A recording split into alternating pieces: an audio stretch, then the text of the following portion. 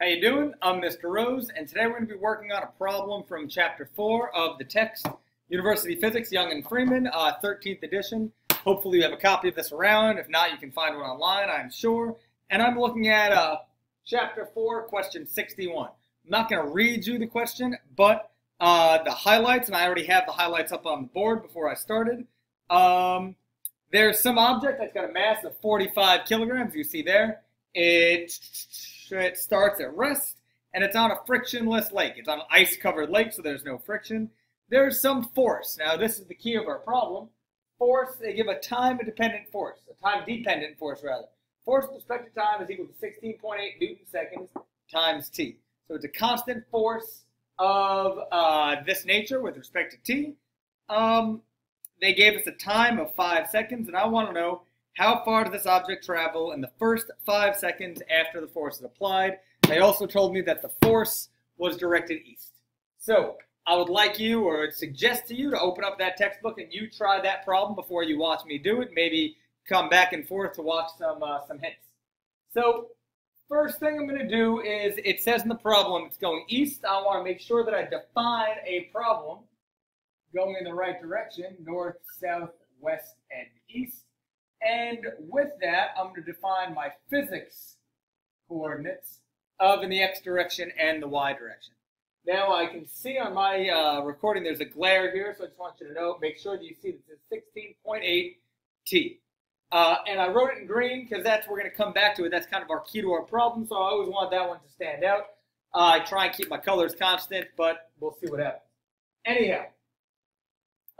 After I do this, I know this is a force question, so I want to diagram my situation, or in this case, draw a free body diagram.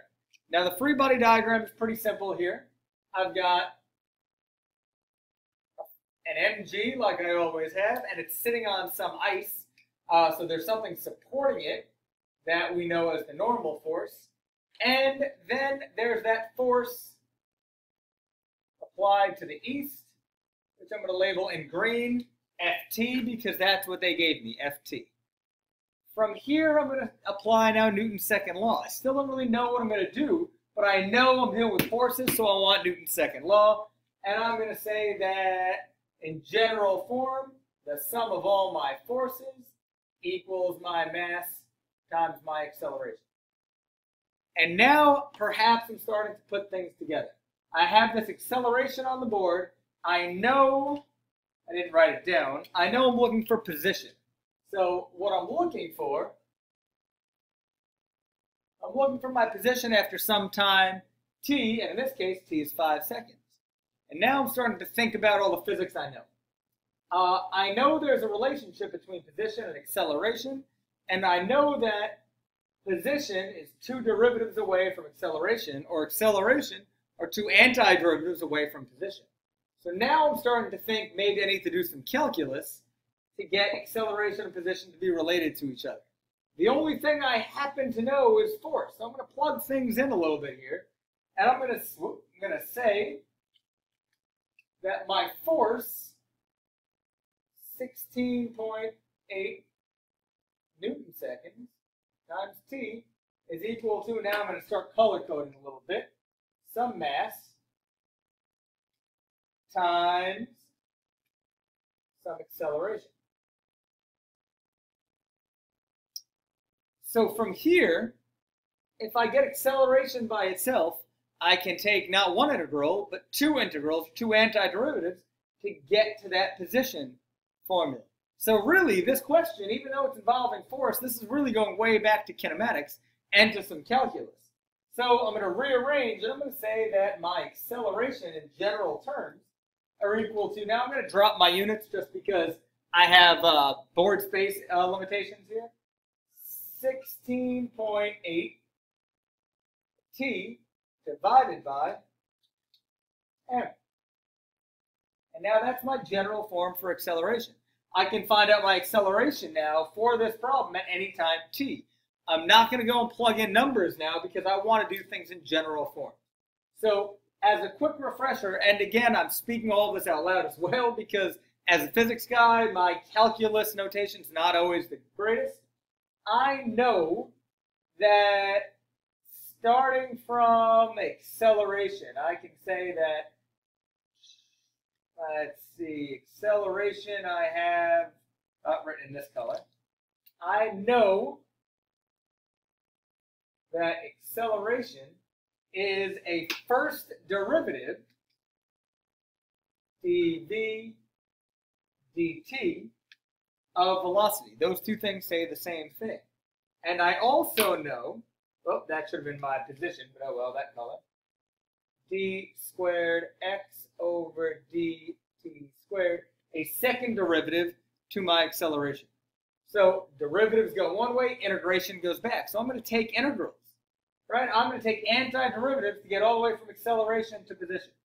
So I'm going to write that my acceleration, I'm going to say dv dt is equal to acceleration. And now if I take the antiderivative of both sides, now remember we got to split this. This is not a fraction, but we kind of treat it as a fraction. I can say that dv is equal to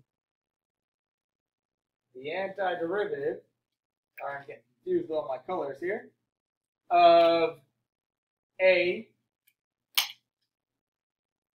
supposed to be an a, dt. Throw my antiderivative sign up there. And now I'm going to take my antiderivative of a with respect to t. So now I'm going to plug right in. I'm going to say that my antiderivative of dv is equal to my antiderivative of 16.8 t divided by m. Divided by m. Can't leave off my dt. So now, constant m is a constant. I didn't plug it in, but even if I didn't know it, I'm treating it as a constant because I'm taking the antiderivative with respect to time. So my antiderivative of dv over here is just v, and my antiderivative over here of 16.8 t with respect to t is, oops, drop my equal sign, 16.8 t squared divided by, to finish my antiderivative, you got to bring a 2 down there. My m stays an m, drop it on the floor. My m stays an m. And now I have a expression for velocity. I don't want an expression for velocity, and I'm looking again at what I know.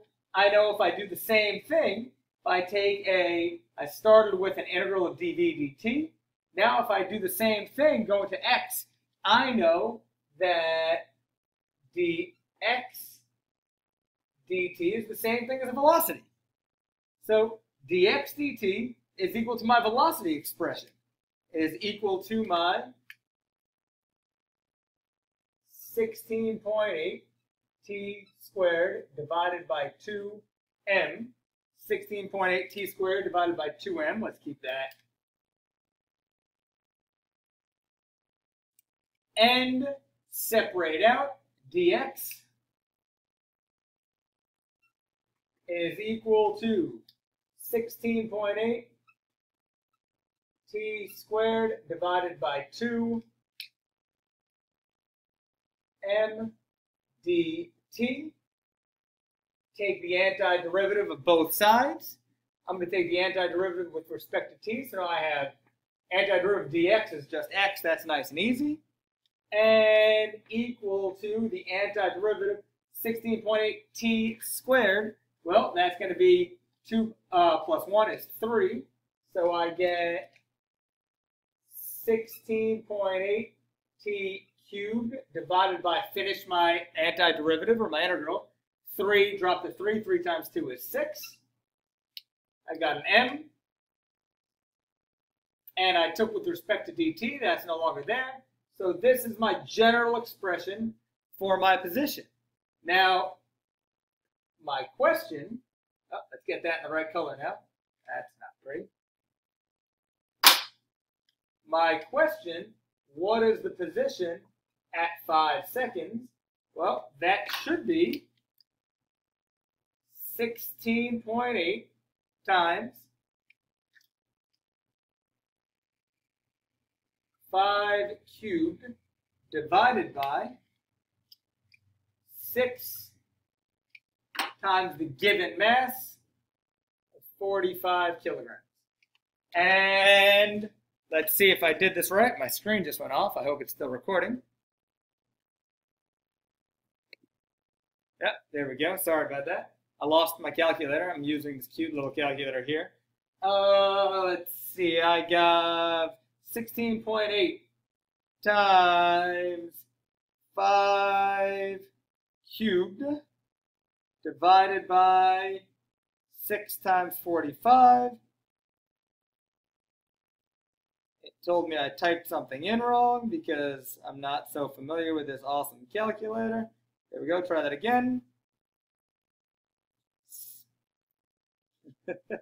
16.8, going to do it in steps, times 5 cubed. That is 2100, which is a number we don't need if you know how to use a better calculator, or this one. Divided by 6 times 45. 7.77778, or 7.78 is what I'm going to get. So it is my claim to you that the position after 5 seconds with a force of 16.8 Newton seconds times T is 7.78 meters. That's what I have for you today. Let me get out of the way. That's what I have to provide for you today. Question 461 out of University Physics, Young and Freedman. If you like what you see, please feel free to like, comment, or subscribe on my YouTube channel. If you do have this textbook and you have any suggestions or problems that you want me to solve, by all means, drop a comment about a problem in the text. Drop a comment on my Google Classroom page if you happen to be in my class. Most of you are in my class. Are you still watching this video? Now it's just me rambling and rambling.